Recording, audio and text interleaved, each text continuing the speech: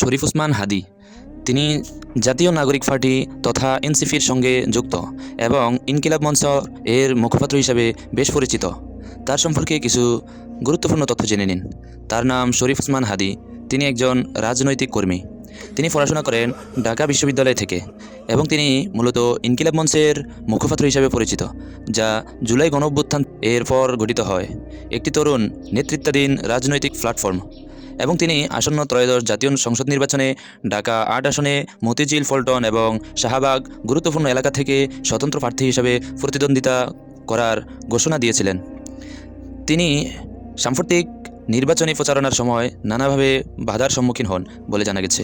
সর্বশেষ তথ্য অনুযায়ী 12 ডিসেম্বর 2025 রাজধানীর বিজয়নগর এলাকায় নির্বাচনী প্রচারণায় গুলিবিদ্ধ হওয়ার পর তাকে গুরুতর আহত অবস্থায় ঢাকা মেডিকেল কলেজ হাসপাতাল নেওয়া হয় এবং সেখান থেকে এভার কেয়ার হাসপাতালে নেওয়া হয়। এই হামলার ঘটনায় দেশের রাজনৈতিক অঙ্গনে তীব্র নিন্দা ও প্রতিবাদের ঝড় নেমে এসেছে।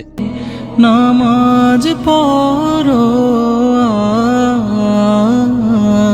আজ, দিলাম তোমার চরণ তলে, হৃদয় যায় না।